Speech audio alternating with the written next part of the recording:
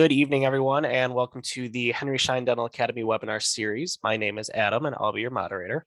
Tonight, we're joined by Lisa Mayo, and Lisa will be reviewing all aspects of the EPA dental rule on amalgam waste. If you have any questions, feel free to drop them in the Q&A or chat, and we'll answer them as we have time throughout or at the end. Henry Schein is not offering CE credit for viewing or attending this presentation live or on demand, and this webinar is sponsored by Solmatics. Lisa, take it away. Yeah, thanks, Adam. I appreciate it.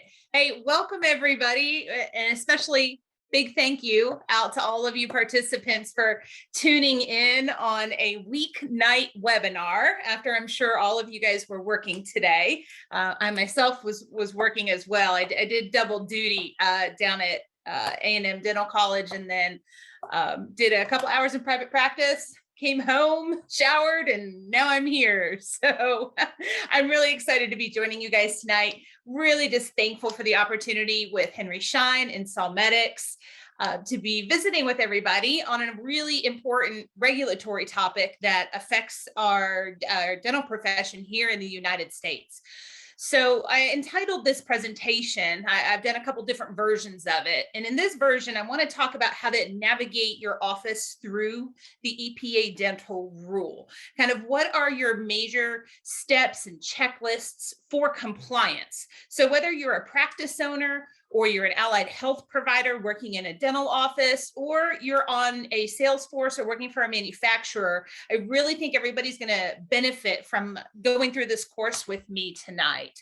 So I do have my live chat open, and I teach a lot of webinars. I've been doing that for, oh gosh, a lot since COVID-19 happened. But I've done it for years prior. I've been a continuing education speaker for about 20 years, and I'm on faculty out at Texas A&M Dental College, which, if you guys don't know, is in Dallas, Texas. And I love that you guys have a question that already came in, and I'm seeing it here. We will address actually that question. And the question is, I'll read it for you guys. Do you have to autoclave an extracted tooth with amalgam in it before discarding it in the amalgam bucket? My answers to questions like that are always make sure you check with your manufacturer of your collection container, because sometimes they may have interesting instructions of things to do prior to discarding. Say in this case, somebody's asking about an extracted tooth, and it depends on the manufacturer of your collection device. The answer also vary according to whether or not the agency that you're using for collection is recycling, or whether or not that's going to some sort of disposal facility. And a lot of the reasoning behind why one would do one over the other is going to depend many times on your state board, particularly your state board regulations regarding that. So, I can speak on, I do not work for Solmatics, but I can speak on behalf of their equipment, because I've definitely immersed myself in their equipment teaching this EPA ruling. They've kind of helped partner with me as I've rolled out this course over the past, 6 months or so to different dental professionals. I do know when you have an extracted tooth, that can just go into their collection bucket. But I wouldn't speak to every manufacturer of every collection device on that, and definitely check with your state board rules of whether or not that's a recommendation or a requirement that they might have. So I figured we're a nighttime course here. Let's just dig in and get into it. These are some of the things that I want to talk about tonight. Some of the questions that you might have, some of the questions I'd like to review and maybe answer for you. If you have additional questions they don't have on here, like I said, I'm been doing webinars a while. You guys are welcome to throw things in the chat. I like to take questions as they come in. I like to take comments as they come in. I don't like waiting till the end. Because usually what you guys are asking me about is very pertinent to what we happen to be discussing. So I think that's just best to answer those questions at that time. We're going to just start at the beginning. Why did the EPA step into the dental field? Why did they create a new federal law rule that affected all of dentistry throughout the entire United States? So we'll talk about that. We'll talk about the stewardships of amalgam waste management. per the American Dental Association, and how the American Dental Association partnered with the EPA in creating this federal ruling. So it's not like the EPA just stepped in and made some rule without consulting the dental field. Definitely had leaders, movers, shakers in the field, helping them design these now federal mandates. I used to say recommendations, but now they're federal mandates. Are all amalgam separators the same? I imagine for those of you who especially are working in general dentistry, who have probably been immersed in this field of amalgam waste management, particularly if you've been living in a state that had specific rules on amalgam waste management before the EPA decided to step in. You guys know the answer to that is no, not all amalgam separators are the same. Manufacturers are different. The American Dental Association actually has a list of about 14 different questions that they recommend. If you're a practice owner on this course, they recommend practice owners asking manufacturers. Find out if your manufacturer is licensed to ship over state lines. Find out if your manufacturer allows you to dispose of, as the question we had, an extracted tooth in a collection container. Are you allowed to put traps in their collection container? How often do you have to replace them? What's the cost of replacement? They really have some nice guidance. It's all free online. You can find it from the ADA on, if you haven't bought an amalgam separator, you need a new one. Things have upgraded over the past, decade or two in the world of amalgam separators. Just some things that you can ask your manufacturers about. Number 3, what do I need to know about this EPA ruling? I'm going to hit the highlight reel. I certainly can't, relay an entire EPA federal ruling that's, 18 pages long in 50 minutes. But I'm at least going to give you a little bit of all aspects of it, so that way you can dig into it. My slides are referenced, so you can always take a picture of that. This is a recorded session. You can go back and pull those references. And then, lastly, how does Solmedics help you be compliant? Solmedics isn't just selling amalgam separators, which is why I had such interest in this company. And it's why I chose to, form a partnership with them. I find, as a busy dental working professional myself, working in a dental institution and still working in private practice, time is of the essence. And I would say for all of you practice owners, you probably feel that. You've got so many responsibilities throughout the entire day. You got bills to pay, you got production to keep, you've got a staff to manage. If there's a company out there that can help make your life easier, that's the whole reason I partner with them, and I kind of present what they can do to help you, because they really aren't just selling an amalgam separator. They're selling a service to help you be compliant with this EPA rule, which is, like 18 pages long on the website. Who's got time to read that? So the first question I'd like to talk about today, if you guys have any thoughts or questions or comments, please absolutely throw them into the comment box. I've got it up on my lower right-hand side of the screen. If you see me staring down there every once in a while, that's what I'm looking at. So, what's the big deal? Why did the EPA step into our field? Why did they feel it was necessary to, talk to us and give us mandates for amalgam waste management? The American Dental Association has had for many decades their recommendations for good stewardship when it comes to amalgam waste management. However, the majority of practices, unless you were living in a state that mandated some sort of amalgam separator, the majority of us out in the dental field weren't necessarily following all those stewardships. And that's what really the ADA and the EPA came to find when they started really looking into this. I would say that began around 2015. And by 2017, this ruling had come to be. So, really, what is the big deal? We're talking about amalgam. So when we place amalgams, about 45% are elemental mercury, but then about 35% are other types of metals, as you see listed here on the slide. So if we are working in a mouth with this material, whether we're placing it, removing it, in this case, my dentist, I didn't extract this tooth. I'm a dental hygienist by trade, but my dentist did, extracted a tooth with amalgam filling on it. What ends up happening with that amalgam, if we don't separate it and properly dispose of it. If pieces of this amalgam are getting into our suction lines, if they're getting into our vacuums, and that is all being distributed out and released into publicly owned treatment works, you will see that acronym POTW a lot if you're not used to looking at the EPA ruling, but that's what a POTW stands for, publicly owned treatment works. They actually in this ruling also call dental offices that handle certain levels of amalgam waste, they call us dental dischargers. So they don't say a dental facility, a dental practice, a dental office, a dental owner. They call you a dental discharger. And not all dental offices are considered dental dischargers. So that's just some terminology for you. So when that amalgam and the silver, tin, copper, zinc, indium, and palladium, when they end up in publicly owned treatment works, what ends up happening is the bacteria that are in that water will transform, particularly the mercury, to methylmercury. And methylmercury is toxic. That's a neurotoxin.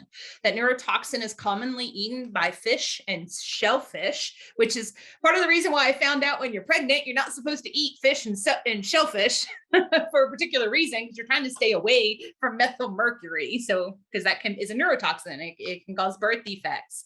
And then, the humans, we consume those fish and shellfish. That's my son, Braden. That's all he wanted for his 13th birthday in Dallas, Texas, was to go eat crab. So, we're the most landlocked city, I think, like in the US, and he wants fresh crab. So there's two places we can go for that in the city. I'd snap this picture and I was like, oh, you're going in my PowerPoint, Bubba. So that's Braden eating shellfish. So if that shellfish had that neurotoxin in it, now it's in Braden's body too. And, that's the concern, is we're trying to decrease human exposure to methylmercury.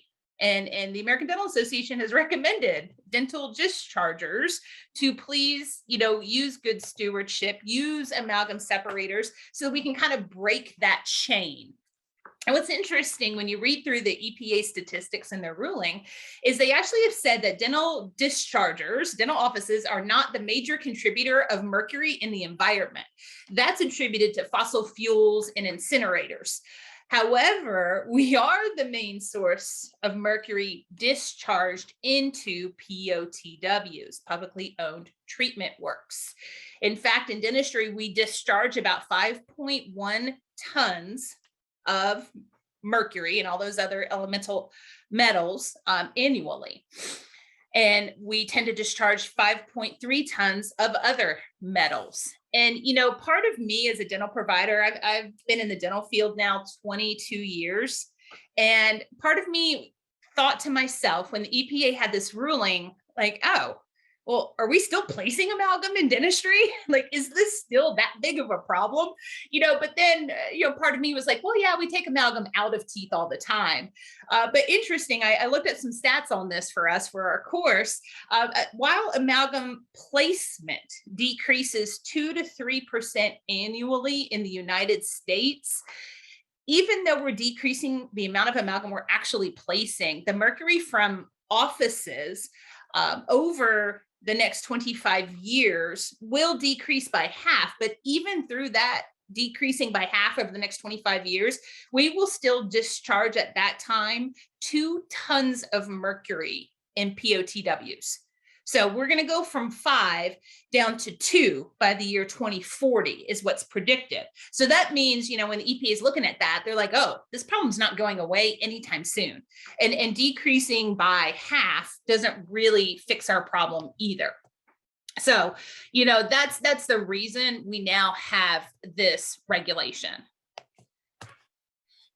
Now, I mentioned this a little bit ago. This is actually compliments of Solmedics giving this out to me. So I appreciate them and their diligence and their research on this. Prior to this EPA ruling in 2017, only 11 states had a particular state board regulation for using amalgam separators. They didn't have a lot of other recommendations or regulations that now exist in this EPA ruling, but they at least had a statement that you need to install an amalgam separator or separate your amalgam waste from POTWs if you discharged a certain amount. And I'm interested in this as a dental provider, and I'm sure you guys are too. When you look at this map, you're like, ooh, what's the 11 states?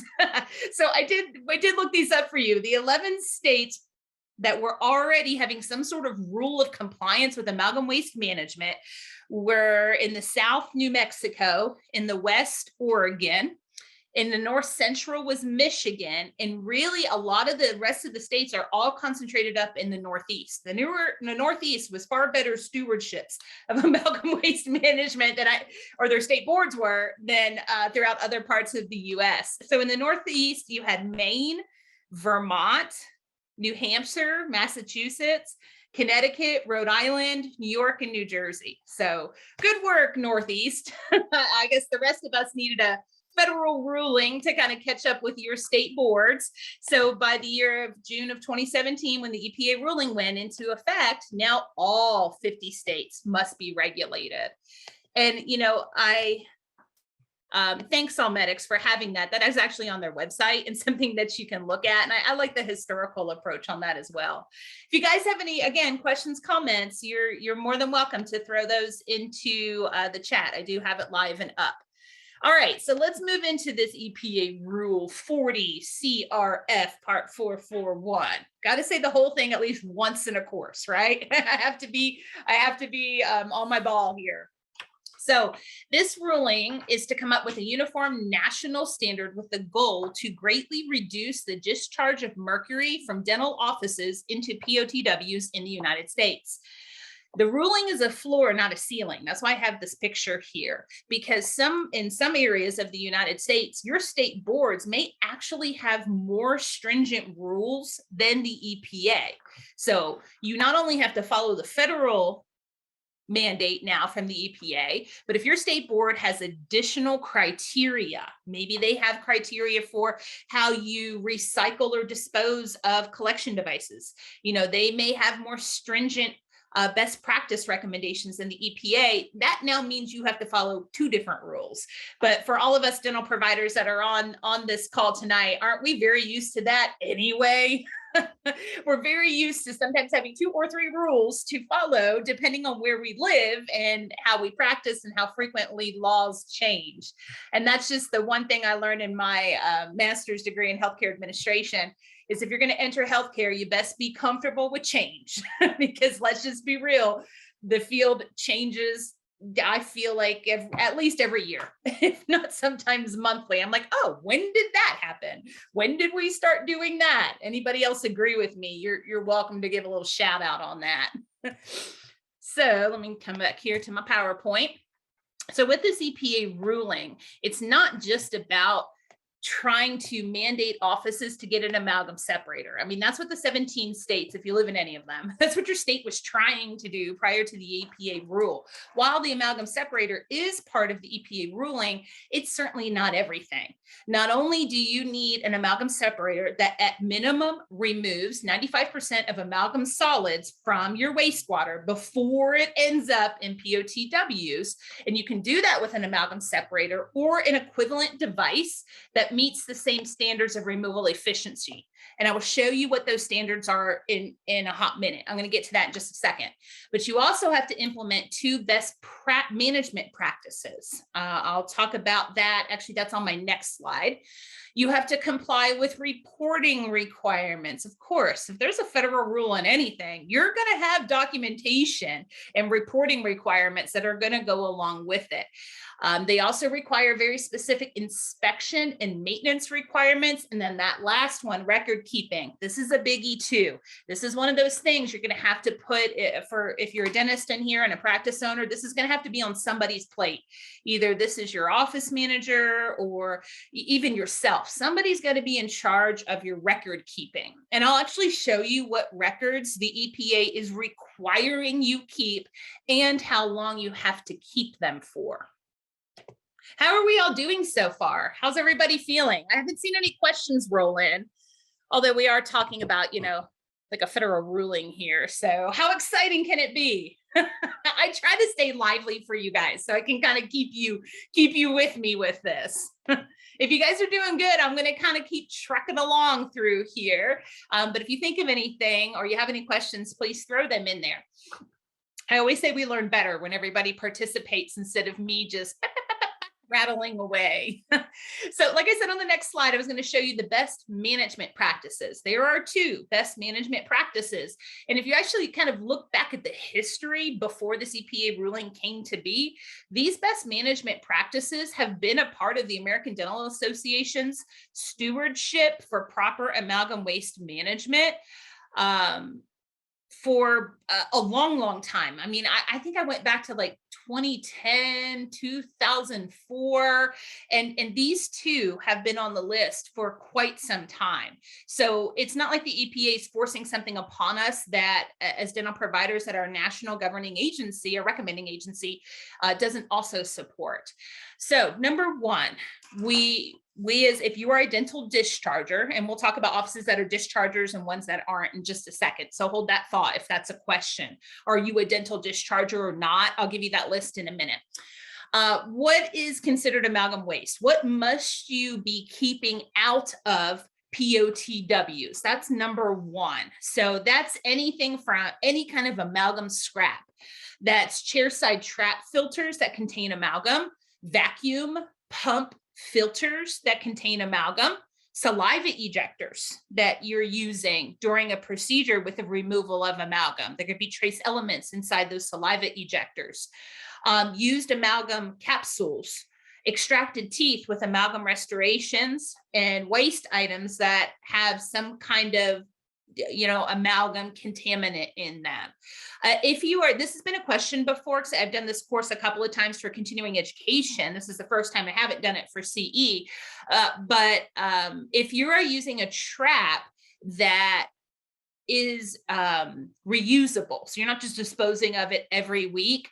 Another a requirement from the EPA is that you not rinse that trap underneath like running water in your office, because whatever amalgam is inside that trap, you're now rinsing it into a sink that's not necessarily going through your amalgam separator. It's just going right out to a POTW.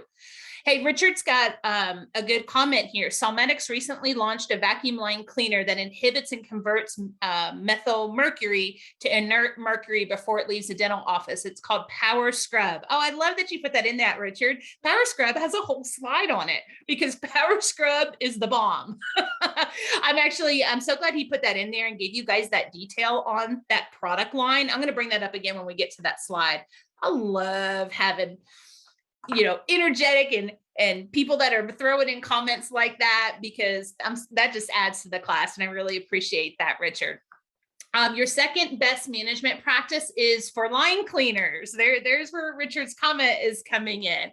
There are very specific layout here of what kind of line cleaners we need to be using. So never use an oxidizing or acidic cleaner. These chemicals that you see listed here, or if you're using line cleaners that have a pH below 6, so they're more acidic line cleaners, or they're too alkaline, so they have a pH above 8, they can solubilize mercury. And that's the main problem. Yeah, you removed it from the trap, you put it into your amalgam separator, but now you're using a line cleaner that's solubilizing what's in your line. So that's not really solving the problem, right? And to have a product that can actually not solubilize mercury, but actually convert it to an inert material, I mean, that's the ideal way to do it. And again, that's another advantage of using the Solmetics line. You should never be using foaming line cleaners anyway, but they did throw that in there as a recommendation as well. So make sure that the line cleaners that you're using do not contain any of these chemicals. At the end of the day, as somebody who's like, I don't know, just tell me what to do and I'll do it. Tell me what to buy and I'll buy it. However I need to be compliant with something, I'm going to get compliant with it. I've been a dental hygiene program director and ran an entire dental clinic for years. And, time is of the essence. Tell me what I need to buy. Tell me what's safe. Tell me what I need to do to be compliant with something, and let's just get it done, right? So, I always recommend using your manufacturer's products of your amalgam separator. So if your manufacturer makes a line cleaner, use that line cleaner. They're going to test that line cleaner against their amalgam separators. And you're always going to ensure, good compatibility and compliance with that as well. And I'm going to actually come back more to line cleaners on like the second to last slide. So I'm not done with line cleaners. If you still have a question, I'm going to come back to it. And I have a slide on the power scrub. So this is always a common question when I teach this course. Okay, great. We have an EPA rule. When do I have to be compliant? So, unfortunately, that occurred during COVID. So, sales reps, if any of you guys are on here, you will run into sometimes your customers who are like, oh man, when did I need to be compliant with that date?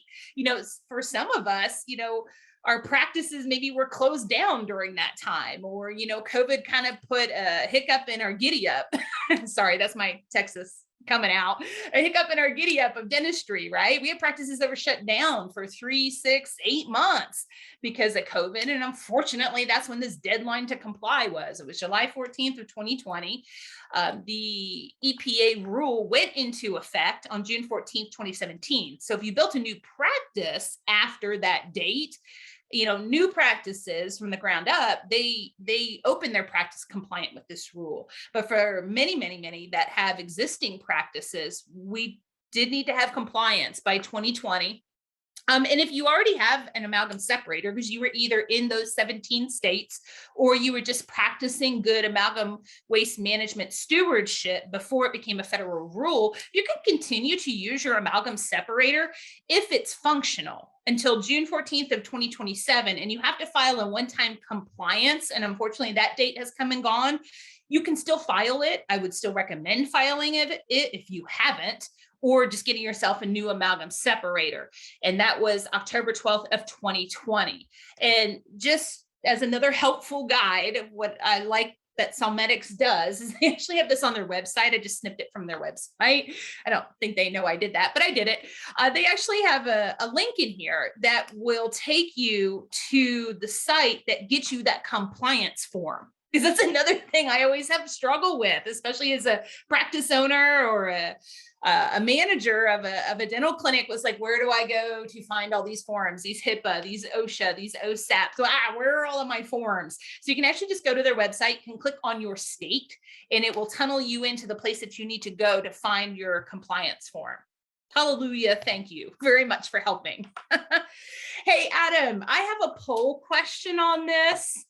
If you guys don't mind, as an audience, I'd love to poll you real quick.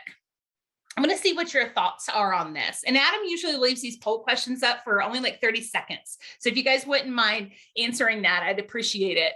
I'm asking, does the EPA ruling on amalgam waste management apply to all dental practices? What do you guys think? Yes or no? If you own a dental practice, are you subject to this rule? Oh, I can vote too. If you want, it's literally 50-50 right now. So Yeah, you right? might push it over.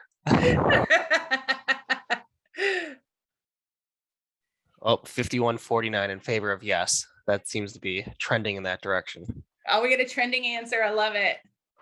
See, doing things like this keeps you guys like engaged. We've got I'm 7 o'clock Texas time, but you East Coast people, y'all are 8 o'clock. I love you.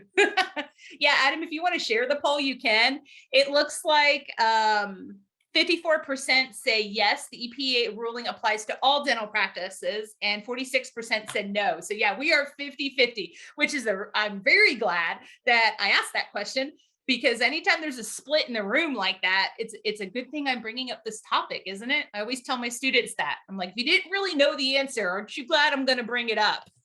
And the answer, actually, Amy's got the right answer, is no, it doesn't apply to all dental practices. And Amy, thank you. She said not perio or OMS, and she's right. Yes. So here is your list of exclusions. If your oral pathology, oral and maxillofacial surgery, also if your OMS radiology, oral and maxillofacial surgery radiology, can be excluded from this rule. Orthodontist, periodontics, prosthodontics, mobile units, or offices that just don't discharge amalgam waste to POTW. So they use some sort of centralized waste treatment facility. That could be something that you might experience in like hospital dentistry or something along those lines. So not all offices are subject to this rule, and not all offices need to install an amalgam separator. So yeah, great job, Amy. I see you put that in there. I appreciate your knowledge on that matter. So let's talk about what the EPA is wanting us as dental professionals to do. And the way I think of it is they're asking us to basically have some sort of maintenance plan. Oh, yeah, I agree. Somebody was making a comment that it doesn't make any sense that all of our specialists, and particularly for this one, it was prosthodontists, are excluded to that rule because, think about the amount of teeth that these specialists are removing. Yes, they might remove a lot of teeth, but they're not necessarily going in there and drilling out and replacing amalgam at the same level as other offices. So to be subject to the EPA rule, you have to, you got to read it.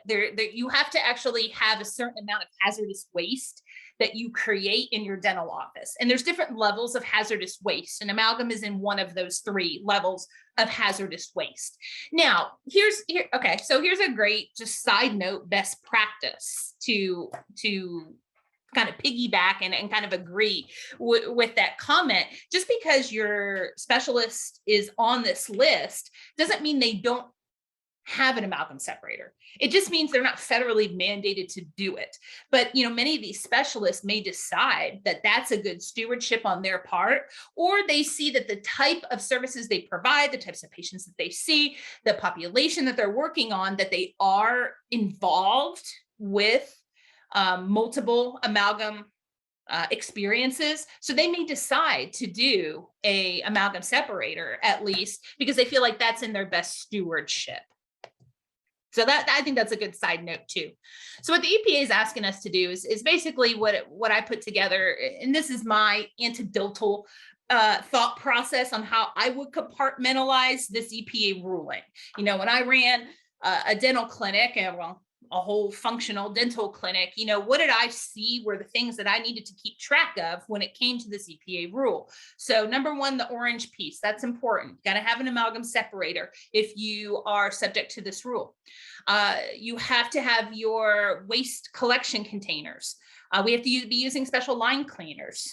And then the biggest one, the blue piece, is really the one that I see people who aren't really good at maintaining records. This one, the blue piece, might get you a little bit with the documentation, but hold on, I'm going to show you something that if you use Solmetics, they do to help us with that. And then the green piece, tracking of your amalgam recycling. That is actually part of the documentation that you must maintain for a certain level of time per this EPA rule. And I'm going to get there what that time is. Don't ask me yet. I'm holding that off. I want to do another poll question on that. So this is kind of where Solmetics comes into play. Is this maintenance plan that I saw to run a clinic. These are all the things I need to be compliant. What I like that this manufacturer does is it kind of simplifies it a little bit, and it has a 4-step plan, and they have this listed on their website. So what they do is they get you an amalgam separator that meets the compliance requirements of the EPA ruling. That's step number 1. Step number 2, they do manufacture a line cleaner, which I appreciate. I really feel like manufacturers of amalgam separators really should be manufacturing a line cleaner. They're going to test their line cleaner against their amalgam separator to ensure that you're using the cleaner that's most appropriate and decreases the risk of discharging accidentally these materials into POTWs. They have amalgam waste containers for you as well. And then that 4th one, you guys, if you are a practice owner, that 4th one is just, if I can find that in a manufacturer, that's my saving grace. Somebody that will track all of my junk for me. Somebody that will keep my recycling certificates. somebody that will keep a record of when they installed my amalgam separator, when they inspected it, if they ever did a repair on it. They keep your records for your recycling certificates that you have to have and you have to present if you ever are inspected. And it's interesting. I was talking to one of the reps from Solmedics, and I said, hey, EPA rule went into effect a while ago. Did you guys just get like inundated with calls from customers or doctors that were wanting you to come in and do a presentation or install your amalgam separator, or inquiries to it? And they said what was surprising is they felt like the two I was talking to. They said, I don't feel like I got a lot of those calls around 2017. I feel like I started getting a lot of those calls in 2020 when you kind of hit that deadline. And of course, that happened during COVID. And so what's happened is we're coming on the back end of this, hopefully the back end of this pandemic, or at least industry's back to work, full steam ahead. They were telling me, they're like, I'm getting a lot more calls over the past 6 months than I've gotten in the past couple of years, because some doctors are calling because their state board's coming in and doing an inspection in their office. And they're like, oh my goodness, time elapsed. I didn't get this amalgam separator. I need to get this installed. So they're kind of starting to, pick back up, if you will, after the pandemic, to ensure, I guess, in some areas of the US, that people who are dental dischargers, offices that are dental dischargers, are being compliant with this rule. So I love that proof of recycling and this whole compliance center. It's open 24/7. So if you've got to present your documentation, you can just log on at night after work, print all your certificates, put them in a book, so it's available for your state board inspection. Should that occur? Hopefully doesn't, but if it occurs, it occurs, right? Work in dentistry long enough, you're going to run into those things. I've been involved in 2 of those. So let's talk amalgam separator for a minute. This is kind of my second question I had at the beginning of the class. Are all amalgam separators made the same? No, they're not all made the same. They all have the same type of goal, but they actually can work on different type of technology. At its base core, what is an amalgam separator? It's a collection device. It captures and removes a dental amalgam from your wastewater in your dental facility. It's sized to accommodate, and you should have it sized to accommodate the maximum discharge rate of the amalgam that you're working with in your office. They are, according to the EPA, that second bullet point is not Lisa Mayo's thought process on an amalgam separator, nor is it Solmedics. That's EPA. The EPA said amalgam separators are practical, affordable, reliable, available technology, that there's no financial reason why dental dischargers cannot become compliant. And again, dental dischargers are people who are discharging a certain amount of amalgam to wastewater, and they're subject to this rule. Not all practices are subject to the rule. The amalgam separator must remove amalgam particles from the wastewater before it enters a POTW. The amalgam separator, per the EPA rule, look at the title of my slide, per the EPA rule, must meet the American National Standard Institute's standard for amalgam separators. ANSI/the ADA standard can be found online. I just snipped a picture of it here on the top right for you. It's number 108. To get access to that full publication, you do have to pay for it. It was a nominal fee. It wasn't crazy expensive. If you go looking for that, it is cited at the bottom of my slide. But the ANSI standard incorporates the ISO standard for dental amalgam separators. Hold that thought. Let me get to my next slide and I'll show you what the ISO says. The ISO says that the separators must achieve at least a minimum of 95% removal of total solids. What I'll tell you is, if you bring in a company like Solmedics to look at your office and say, hey, how can I remove the most amount of amalgam from my facility? What they're going to tell you is you're going to want this amalgam separator at a certain part of your office. So for example, where your chairside traps and your vacuum pump filters are upstream of that separator, putting that separator in a specific spot that is upstream of everything can actually capture more than 95%. Some of the claims of these amalgam separators are 99% plus. I have a question here. Are HD5 separators required if wastewater discharges to septic systems? Ooh.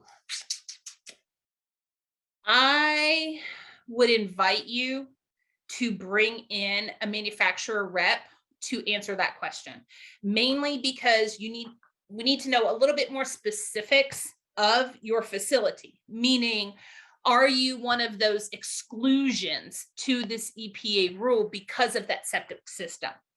I wouldn't feel comfortable answering it as a yes or no. I would say bring in somebody, one of these manufacturer reps who can take a look, or maybe your distributor reps, your Henry Schein reps. If they don't know the answer, they know the manufacturers. So they can many times kind of look at the way your office is set up, check with the manufacturers, and that way you get a clear answer specifically to your office. Because I'd hate for you to think, oh, I'm excluded, and then to find out that you're really not. It's a great question, and it's a great example of an office that could be exempt. So not all practices are subject to this rule, like I said. So I'm always really honest when I'm like, I don't want to answer because I don't want to give you a wrong answer.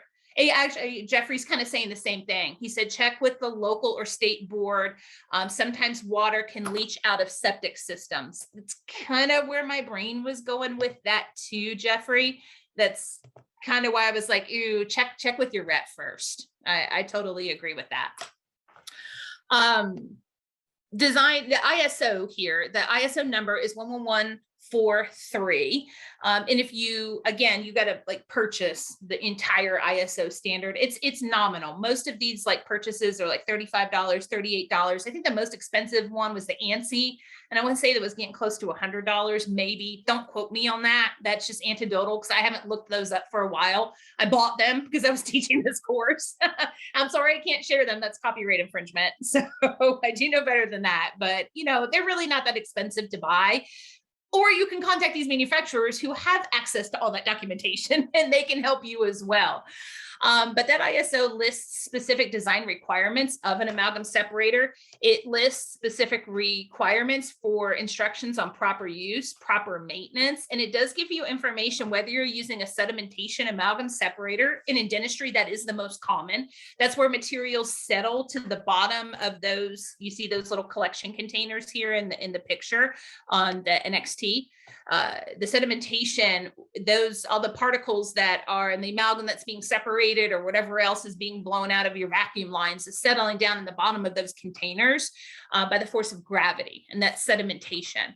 There are non-sedimentation amalgam separators, and you can use them per the EPA ruling. They're a lot less commonly used in dentistry, but they would be considered equivalent devices. And if you have an equivalent device, you really need to go read the EPA rule to make sure your equivalent device meets that standard. So those could be things like separators that run on filtration. So it's a filter that's placed in line in your system.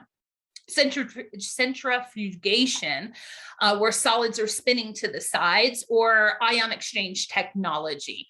A lot of times with those, or if you're using a sedimentation that isn't a clear container, such as pictured here from Solmedics, all their amalgam collection containers are clear, so you can actually see inside them. If you don't have a clear container, or you're using these other equivalent devices or these other forms of technology that can separate out amalgam, you need to figure out how those systems alert you that, number one, they're full and they need to be replaced, or number two, that they actually have a fault or a failure. Because many times your vacuums will still function even though your amalgam separator or equivalent device is malfunctioning. And per the EPA, if you have a malfunctioning amalgam separator and your system's gone into bypass, you have 10 days to correct that problem.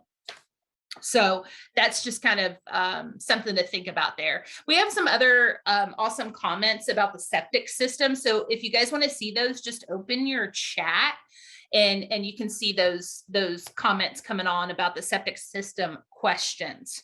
So, you need to either have a machine that's got an alarm, it must have an auditory or visual sign that it's full, or it's having some sort of issue if it's not a clear kind of see-through container like this. Actually, I think I have a picture of it. Oh, I do. I have a picture of it coming up for you guys, so you can see what it looks like with those little clear containers. Amalgam separators here. they work in tandem with your vacuum flow and your wastewater, which is why your line cleaners are super important to make sure that they don't solubilize amalgam, and they don't increase the amount of amalgam that's ending up at PTOWs. They capture mercury, but they also, good amalgam separators will also capture a lot of other sedimentation that flows through your dental waste stream. I mean, I've opened chairside traps before in dental hygiene operatories, and I can't even see the holes in the trap anymore because it's just corroded with fluoride varnish. That kind of stuff is running through your waste stream. It could be clogging up your lines, which varnish shouldn't be in your lines anyway. But, it ends up in there because people aren't, they're just not doing the right things that they're supposed to be doing after its application, or they just don't know better. Either way, separators can add up to 5 years of life to a vacuum line cleaner, because look at all the other junk that they're filtering out for you. Large blood clots. Actually, that picture for any of my dental peeps out there, or my dentists or specialists, my dentist was so proud of himself on that extraction. That's a tooth he took out sometime this summer. And he was like, Lisa, come here. And he was so excited to show me this tooth and this big old tissue, necrotic, nasty thing that came out with it. He's like, I got this thing out all in one piece. And look, this whole blob of tissue came out too. And I was like, Doc, hold it right there on the patient napkin. I want to take a picture of it for one of my presentations. So I think he's getting used to me constantly asking him to take pictures. But your amalgam separators are also going to capture prophy paste. Rinsing out patients and allowing them to still close on the suction after we do that, which isn't really a recommendation anymore, with or without the use of anti-retraction devices, because of the backflow of fluid when a patient closes their mouth and creates negative pressure on the suction line. But if you were to suck up that tissue fragment or that tooth fragment, that would be separated out as well. If your assistant accidentally sucked it up the HVE line before you could actually take it out, your amalgam separator would catch that. And I love statistics. I'm just a stats girl. I mean, that's my PhD degree, is in healthcare administration. So I live my life in statistics and research, and I just love things like this. So I always put them in presentations because I figured you guys probably like it as an audience too. So prior to the EPA mandate in 2017, they found, or the American Dental Association, you'll see cited there at the bottom, they reported that 40% of dentists already had an installed amalgam separator. And I got to wonder, of that 40%, there were only 17 states mandating amalgam separators in the US prior to 2017. And I'm really proud of dentistry that you can tell that people that lived outside those 17 states were being good stewardships of amalgam waste management. It's not like 17 states made up 40% of dentists. You could tell that there were many out in the field already trying to have good stewardship with amalgam waste management. 20% of the practices didn't even apply because they don't need an amalgam separator. And so it's estimated that maybe only 40% of remaining offices after that 2017 ruling need to get compliant by the installation of amalgam separator. And per the EPA, this is not Lisa Mayo or Solmedics, that $800 is in the EPA ruling. They found that the average annual cost to be compliant with all aspects of this rule should cost no more than $800 annually. So that's the reason they said, sorry guys, we're not going to exempt you based on financials. How's everybody feeling so far? We doing good? Okay, so here's where I want to go next. And I want to talk about the amalgam separators by Solmedics. So you can have these minis or these standards. And by the way, I did ask Solmedics, I'm like, are the bigger ones more expensive and the smaller ones less expensive? They're like, no, a lot of this is all the same price, but whether or not you do the minis or you do the bigger ones is kind of depends on how big your office is and how much amalgam you have to separate, if you will. They will, all of these pictured here, meet the EPA ISO standards. They are all clear containers. I'll show you a couple pictures of how you change out the container because I like it because it seems really easy. We do have a question here. We've noticed a bad odor in our office and suction room because of installing an amalgam separator. Yeah, I kind of wonder at that point, not only did you install amalgam separators, now you're actually capturing a lot of things that you probably weren't capturing before. But also I would check into your line cleaner as well. Make sure your line cleaner is compatible with your amalgam separator and you're not somehow creating like a chemical erosion reaction inside your lines. Maybe make sure that line cleaner is recommended with the pH and the types of chemicals in it. But I imagine what's happening is you've installed one and now you're capturing all the junk that you haven't captured before. And, you know, a lot of that stuff's actually probably backed up stuff in your system if you didn't have a good amalgam separator before or a good line cleaner, and now you do. You're blowing out how many years of stuff that's built up in there. Actually, to kind of piggyback on that, one of the sales reps from Solmetics told me this actually happened to an office. They didn't have an amalgam separator before. They were getting compliant with the EPA rule. They were using the Power Scrub line cleaner from Solmetics, and they filled up an amalgam separator in a couple of weeks. A lot of these amalgam separators, people only replace annually.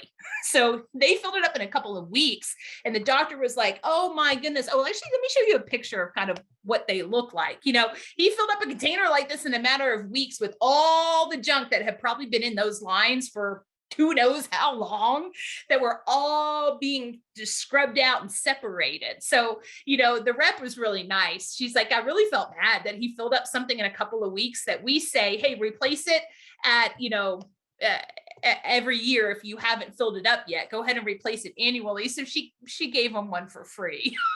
And then after that, he didn't fill it up so fast. But these are kind of what they look like when they have material inside of them. And I like the Solmetics one because, like I said, it's clear. You can actually see when you've gotten to the fill line. Hey, Trish was saying if amalgam waste goes into the groundwater through, oh, wait, that was about the septic system I told you guys to read. Hold on, where was that last comment? Here we go. Power Scrub will also eat all the biofilm and tissue using its bacterial function. Yeah, it's bactericidal and it's fungicidal. Thank you for bringing that up, Richard. It will eat and grow, multiply until all the tissue and blood is gone while reducing the poisonous mercury, all without using harsh chemicals, all natural bacteria specifically developed to eat organic material and vacuum lines and amalgam separators. So yeah, that's what I was saying. I think you're smelling some of the gizmos that are been growing in that line that is now thankfully being flushed out, because that bacteria and that fungi sure don't smell good. So you can see this, you know, separator that you have here, and when it hits the full line, you can visually see that. And to remove it can be removed with your vacuums going. All you do is you take out the little pins. You take out the dirty stuff, of course, with PPE on, because that's just gross. And then you replace it with a new container kit. You put your pins back in. And again, while your vacuum lines are going, and then you're good to go. I mean, to me, like, that's just the easiest thing in the world as either an owner or a manager of a facility. I need something that's quick. I need something that's easy. I don't want to have to remember to do it once my pumps are off. You know, it's just easy peasy. And that's the beauty of it. They also will give you a recycling kit. And I like that too. It's kind of like your Sharps Container Services. It's like, all I want to do is have the little box that you're supposed to pick up. I'll put the lid on it, and then you take it away and do stuff with it. And I don't have to worry about it. As the beauty of the Solmetics, they give them these collection containers and the shipping boxes, the labels, prepaid return shipping, you know, and all of that's worked into the cost of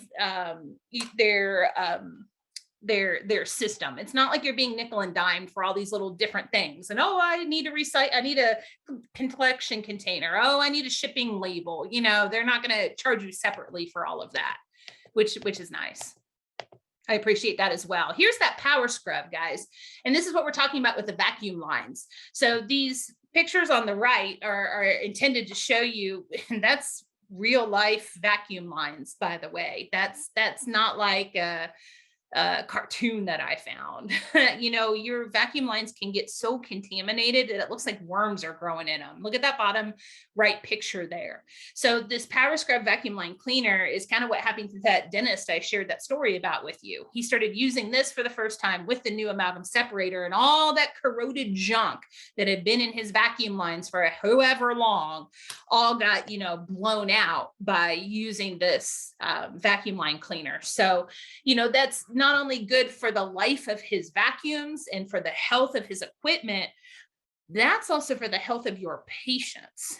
Because could you imagine whatever's in those vacuum lines becoming an aerosolized product into the air? That means everybody working in the dental environment's breathing that.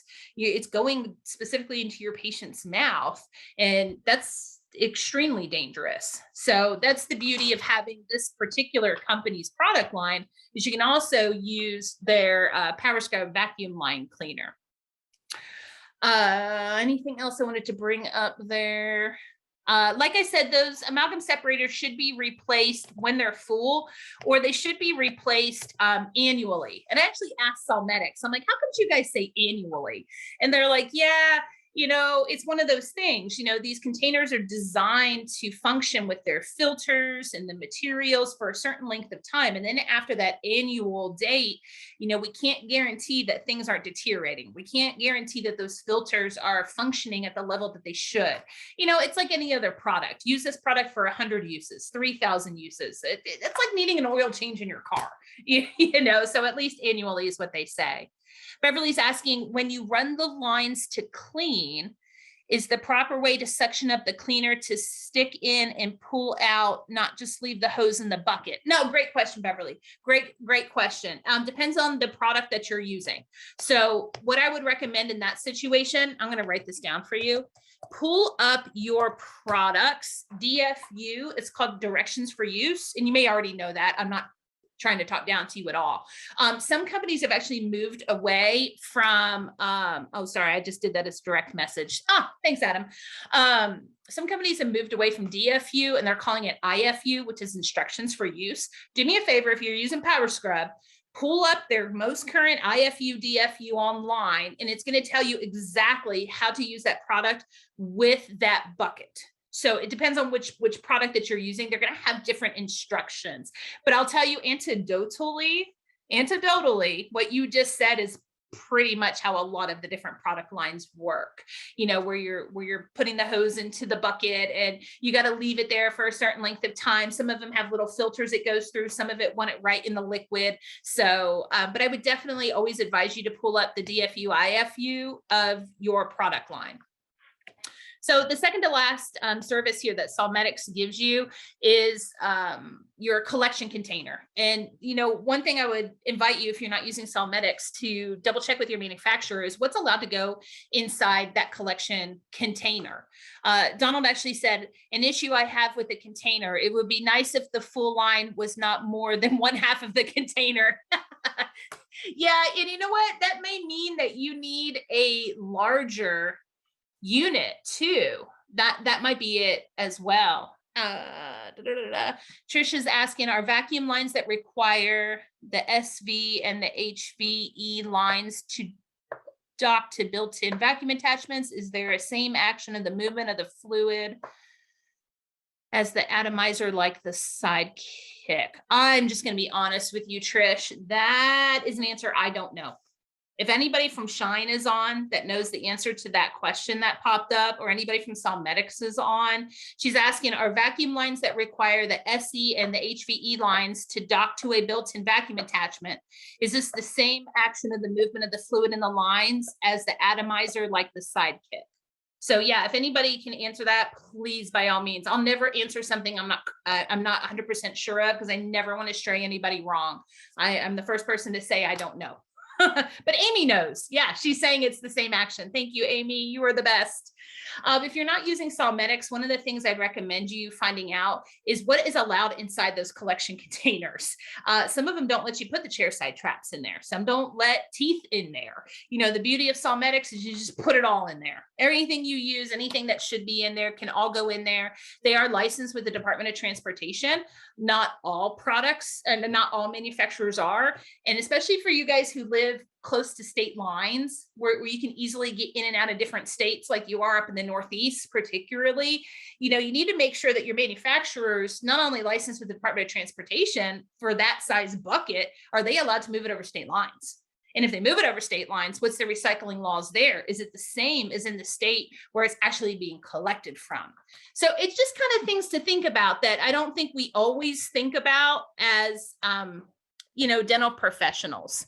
So this was my last question. And in lieu of time, if you guys want to answer this one super quick, I'd love to hear what you have to say. Does anybody know how long a dental practice needs to keep their documentation per this EPA ruling? Is it 1 year, 3 years, or 10 years? They do require you keeping documentation.